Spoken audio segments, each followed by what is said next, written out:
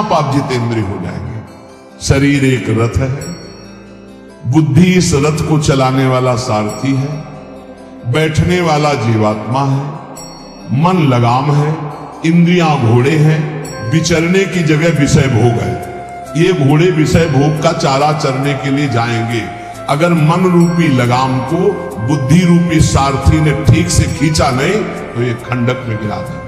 और गिरे हुए बहुत फंसे हैं और जीव इतना भोला बन चुका है कि गड्ढे में गिरा है फिर भी वो आनंदित है, वो उसी को सुख समझ रहा है, दुख को ही सुख समझकर। यही तो भगवान की विचित्र माया है। जिसे तुम सुख समझते हो वो सुख की छाया है, समझ पड़ती नहीं, ये गिरधर की माया है। भयानक दुख के अंतर में वो डूबा हुआ भयानक परिणामों को प्राप्त होगा, लेकिन उसमें सुख का अनुभव कर रहा है। त्यक्त संगो, चित क्रोधो, लघ्वाहारो, तो अपने आप जितेंद्रिय हो जाएंगे। देख लेना, घृणा हो जाएगी यार, घृणा। कौन सा ऐसा सुख है जो घृणा के योग्य न हो? लौकिक बढ़िया से बढ़िया पदार्थ खाओ, तत्काल हम उसे वापस उलटते हैं, देखने लायक नहीं रह जाएगा। चिकनी चमड़ी केवल देखकर फंस रहे, कुछ नहीं, पूरा जीवन बर्बाद हो जाता है। धर्म के लिए तो सेवन करने के लिए ठीक है, बकाया भगवत प्राप्ति के लिए जितेंद्रिय चलो, ठीक से चलो। विधाय बुद्ध्या द्वाराणि मनो ध्याने निवेशयेत् शून्ये स्वेवावकाके गुहासुचो वनेसुचो नित्य युक्ता सदा योगी ध्यानम सम्यक उपक्रमेत। श्री दत्तात्रेय जी महाराज कह रहे हैं, बुद्धि को परमात्मा चिंतन से इतनी बलवान बनाओ कि अपनी इंद्रियों के द्वारों से घसीट कर उसे भगवान में स्थित करो। हर इंद्रिय द्वार बंद, अंतर्मुख इंद्रियों को करके परमात्मा चिंतन में लग। शून्य स्वेवावकाशेषु, एकांत स्थल में कुछ देर बैठने का अभ्यास करना चाहिए। एकांत सुख मास्य काम। 24 घंटे में 48 मिनट का तो रख ही लो शांत एकांत। अपने कमरे में शयन के समय आधा पौन घंटा अगर आप निकाल पावे, बड़ा आनंद आएगा। 24 घंटे आप सेवा दिनचर्या में लगे, आधा घंटे निकाल लो या 48 मिनट शांत बैठो। बिल्कुल कोई माला नहीं, कोई क्रिया नहीं, बिल्कुल आप इस बात को देखना करके शांत हो। पहले बैठ जाओ। अब देखो आपका मन कहां है, तत्काल देखिए। जो ही शांत बैठे, अब है कहां? जो सामने रूप आ रहा है, चाहे वो वस्तु हो, व्यक्ति हो, स्थान हो, उसमें तुम्हारी ममता है, उससे तुम्हारा संबंध है।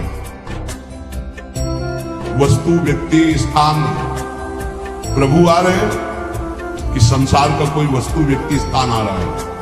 यदि कोई संसार का वस्तु, व्यक्ति, स्थान आ रहा है तो तत्काल उसमें भगवत भावना करो, या वहां से हटा के तत्काल अपने गुरुमंत्र में लगाओ। शांत एकदम बैठो। अब उस समय जांच करो कितनी बार किसका रूप आया। प्रभु का कितनी बार आया, संसार, और जिसका जितनी बार आए उससे अधिक नंबर देखिए। 5 बार तो उस पुरुष का आया, 5 बार उस स्त्री का आया, और एको बार प्रियाजू का नहीं आया। इसका मतलब अभी प्रियाजू में हमारा मन नहीं लगा, अभी यहां स्त्री पुरुष में, वस्तु में, व्यक्ति में, स्थान में लगा। जांच करो और हृदय में पश्चाताप करो। धिक्कार है, इतना समय हो गया, एक बार भी प्रियालाल का रूप नहीं आया। यही सांसारिक रूप आ रहा है, ये सांसारिक वस्तुएं आ रही। धिक्कार है हमारे मन को, धिक्कार है हमारे जीवन। ये हम आपको आंतरिक बात कह रहे हैं। पूज्य भाई जी महाराज, जिस समय मन को धिक्कार दिया जाता है, जलन होती है, जब जलन होती है तो निर्मल होता है, निर्मल होता है, निष्पाप होता है, मल भस्म होता है। जो ताप अंदर मन में होता है प्रायश्चित का, उससे अब बार बार सामने आपको जो गुरुमंत्र मिला है उसको लिखिए। कोई माला नहीं, बहुत आराम से, कोई जल्दीबाजी नहीं, 1 मिनट में एक बार लिखेंगे। यहां कोई संख्या हम नहीं बोल रहे, यहां कोई आपको नहीं 108 बार करना है कि 50 बार करो, 5 बार करो, 5 बार आराम से लिखो। शांत बैठे, खूब आराम से, बढ़िया राम बहुत बढ़िया था। राधा राधा राधा, आप देख लीजिए। अब ये भाग जहां रहा है, पकड़ो कहां भाग के जा रहा है। इस वस्तु से क्या संबंध है, इस व्यक्ति से क्या संबंध है, कितनी बार इसको छुआ है, देखा है, भोगा है, मिले हैं, सूंघा है, कितनी जन्मों। धिक्कार तुझे मन, जो तू राधा नाम को छोड़कर, प्रियाजू की समृत में नाम को छोड़कर भाग रहा है। फिर उसे लाओ नाम में, फिर लाओ नाम में। आप देखिएगा एक दिन उसी रा और धा के बीच में प्यारी जो और प्यारे जो मुस्कुराते दिखाई देंगे। देख लेना, एक समय 24 घंटे में ऐसा निकालो जिस समय आप अपनी अंतःकरण की वृत्ति को बार बार बाहर जाते हुए घसीट कर अंतर में लगाओ। हर समय साधन में लगे हो, लेकिन एक समय इतना साधन जो गृहस्थी में हम कह रहे हैं 10 मिनट शुरू करो भाई, 10 मिनट से 10 मिनट शांत होकर बैठ जाओ। 10 मिनट बैठने में क्या परेशानी है, उस समय जांच करो। जहां जहां मन जाए वहां से हटाकर नाम में लगाओ। बार बार सुंदर स्वर्णिम अक्षरों से नाम लिख रहे, रंग बिरंगे अक्षरों से, रा और रंग से, बड़ी आकी मात्रा और रंग से, धा और रंग से, बड़ी आकी मात्रा और रंग से, ऊपर कैसे खेलो, मन को खिलाओ, राधा नाम में खिलाओ, डुबाओ इसमें। आप देख लेना, हमारी बात को समझ लो। केवल ये वो बात कह रहे हैं जो आपको प्रियाजू के रूप के ध्यान में डुबो देंगे। यही राधा नाम रूप प्रकाशित करेगा। तेरो रूप कहत नहीं आवे, श्री हरिवंश कछुक जस गावे, वो रूप ही प्रकाशित कर देगा।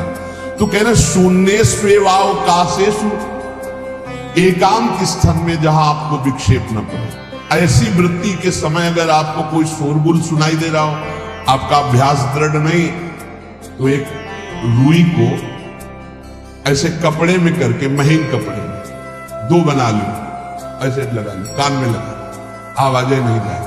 अब ध्यान करो, देखो साधन की प्रणाली। और जब अपने साधन की बात होती है ना, तो आप हजारों अलग अलग आवाज करो तो हमें बस इतना समझ में आएगा कि चिड़िया चहचहा रहे, आवाजें निकल रही, हमारे लक्ष्य में कोई अंतर नहीं पड़ने वाला। और अगर डूबना हो गया तो आवाज भी खत्म, श्रवणेंद्री होते हुए भी शोरगुल नहीं सुनाई देगा। पर प्रारंभिक दशा में ऐसा चाहिए। अगर आपको बार बार विक्षेप हो रहा हो, विक्षेप तो इतना कि घड़ी का टक टक भी बर्दाश्त नहीं होता। मन है ध्यान में बैठे ना, वो पहली बार एक खिड़की खुला है, खिड़की खुला है, खिड़की, अब उठो पहले, खिड़की बंद करके आओ। ये इसको बैठते ही देख लो कि कोई ऐसा प्रश्न तो नहीं कर रहा कि अमुक कोई बात हो, उसको निपटा दो पहले। हम सबसे पहला काम करते थे, अगर राधा वल्लभ जी के दर्शन करने जाने हो, हमें इत्र खरीदना, तो सबसे पहला काम हम इत्र खरीदेंगे। क्यों? ये दर्शन नहीं करने देगा, इत्र खरीदेंगे। बार बार कहेगा इत्र हमें दर्शन में नहीं डूबने देगा, तो पहले हम वो काम सब कर लेते थे जो राधा वल्लभ जी के दर्शन के बाद कर। अब दर्शन में तो केवल दर्शन। ऐसे ही जब हम ये जो 20 मिनट, 30 मिनट, 40 मिनट समय की बात करें, इसमें जब आपको समय देना हो तो कृपया मन के लिए कोई काम मत छोड़ना। वो बिल्कुल फुर्सत वाला, इसलिए हम कह रहे हैं सोने जाने के समय कि अब हम शयन करने जा रहे हैं, उस समय आप समय दीजिए। और अगर ये पहले ही बार में कह दे कि अमुक अमुक अमुक, तो तुरंत सुधार दीजिए, नहीं पूरे ध्यान में वही चलाएगा। वो बहुत ही विघ्नकारी रहता है जब तक निर्मल नहीं हो जाता। और जिस समय नाम पकड़ने लगता है, ऐसा आनंद आता है कि केवल रोने का मन करता है। आप इसको करिएगा जरूर, एकांत स्थल पे करिएगा। और जब ये करने बिन करे तो कान में श्रवण होता रहता है शोरगुल। तो ये हमने किया है प्रारंभ में, रुई में ऐसे, और एक महीन कपड़ा का बना के ऊपर कपड़ा से इसे और ऐसे खूब फांस के भर ले, अब आवाजें ले जाएंगे, अब अंदर राधा राधा राधा, आनंद आएगा। ये प्रारंभिक है, ये आगे चल के इनकी जरूरत नहीं पड़ती अंतर्मुख होने पर।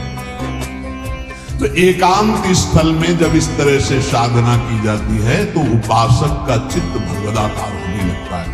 कह रहे वही सच्चा सन्यासी है। वाग्दंड कर्मदंडश्च मनोदंडश्च ते त्रयः, यस्यैते नियता दंडा सत्यदंडी महायतिः। श्री दत्तात्रेय जी महाराज कह रहे हैं वाग्दंड, जिसने वाणी को वाग्दंड मौन में स्थित कर दिया। वाग्दंड ये प्रपंच की वार्ता नहीं बोलनी, भगवत वार्ता केवल बोलनी। वाणी को दंडित करो, ये बहुत चटर चटर प्रपंच की बातें करती, नाम जपने में इसको थकान लगती है, प्रपंच की बातें करने में नहीं। इसलिए इसको मौन के द्वारा वाणी को शासन में रखो, या तो भगवत चर्चा या मौन। दूसरा कर्मदंड, जो सन्यासी होता है वो निष्कर्म अवस्था की तरफ बढ़ता है। प्रापंचिक कर्मों को करते हुए भगवान नाम स्मरण करके यदि कर्म समर्पण कर दिया जाए तो वही गति प्राप्त होती है। ये तो सर्वाणि कर्माणि मयि सन्न्यस्य मत्पराः।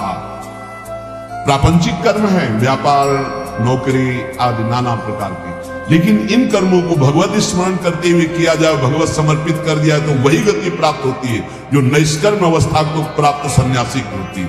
3 दंड होते हैं, वाग्दंड, और एक होता कर्मदंड, शरीर को निश्चेष्ट रखना, निष्क्रिय रखना, और मनोदंड, मन को निसंकल्पित रखना, कोई संकल्प न बनना। इसे संन्यास भाव को प्राप्त महापुरुष की अवधूत स्थिति तक पहुंचने का यह रास्ता है। वाग्दंड, कर्मदंड, मनोदंड, वाणी को मौन के द्वारा, शरीर को निश्चेष्टता के द्वारा निष्कर्म स्थिति के लिए, और मन को निसंकल्पता के द्वारा, कोई संकल्प न बनावे, ऐसा का ऐसा नहीं, जैसा प्रभु जब चाहे जैसा, हमारा कोई संकल्प विकल्प नहीं। वाणी से भगवत चर्चा, शरीर से भागवतिक कर्म, नहीं तो संसारिक विरत बहुकर्मा, निरत निरंतर सज्जन धर्मा। अब एक परम धर्म की बात का वर्णन कर रहे हैं। गृहस्थ धर्म में जैसे है, या जिनके पास बहुत अर्थव्यवस्था है, उनको चाहिए कि गौ सेवा से बहुत जल्दी शरीर पवित्र होता है, हृदय भी पवित्र होता है, और गोविंद भी प्रसन्न होते हैं। यदि गावः प्रदक्षिणेर कार्या वंदनीया ही नित्यशः मंगलायतनम दिव्याः सृष्टास्पेता स्वयं भुवा। यदि गाय घर में पाली जाए या गौशाला खोली जाए और गौओं की सेवा की जाए, जिनके पास अर्थ है, भाव है, भगवान स्वयं श्री कृष्णचंद्र जी ने गौ सेवा स्वीकार की, गौ में चराई। गौओं की परिक्रमा करने से, जैसे आप प्रभु की बिहारी जी के मंदिर की 4 परिक्रमा करें तो जो फल आपको मिलेगा वही गाय की 4 परिक्रमा कर ले तो आपको प्राप्त हो जाए। गौ की प्रदक्षिणा से, गावः प्रदक्षिणी कार्या वंदनीया ही नित्यशः, जो रोज गाय को प्रणाम करता है और गाय की प्रदक्षिणा करता है तो भगवत प्रदक्षिणा का उसे फल प्राप्त होता है। जहां गौएं विराजमान होती हैं वो बड़ा पवित्र दिव्य तीर्थ स्थल माना जाता है। गौएं जहां विराजमान रहती, गौशाला में भजन करे तो कई गुना बढ़कर के प्राप्त होता है। स्वयं ब्रह्मा जी ने गौओं को दिव्य गुणों से विभूषित बनाया है। अप्यागाराणि विप्राणाम देवतायतनानि च यद गोमयेन शुद्ध्यन्तिम किम ब्रूमो हृदिकम ततः। गाय के गोबर से जहां लेपा जाता है वहां जिस देवता का आवाहन करोगे वही देवता आकर विराजमान हो जाएगा। अपवित्र भूमि में भी यदि गाय के गोबर का लेप कर दिया जाए तो परम पवित्र मानी जाती है। गाय बहुत पवित्र, जहां वो बैठती है, जहां वो मूत्र त्याग करती, गोबर त्याग करती, वो स्थान तीर्थ तुल्य पवित्र माना जाता है। भगवान जब गाय के पीछे पीछे चलते तो गोरज उड़कर उनके मस्तक पर विराजमान होते, उनके मुखार बिंदु पर विराजमान होते। बाल गोविंद के अनिष्टों को दूर करने के लिए गाय के पूंछ को उनके ऊपर से झाड़ा देती थी मैया। जब गुरु मंत्र वैदिक सिद्धांत से दिया गया था पहली बार तो पंचगव्य पिलाया गया था। गोमूत्रम गोमयम क्षीरम दधि सर्पिस्तथैव च गवाम पंच पवित्राणि पुनन्ति सकलम जगत। कितना भी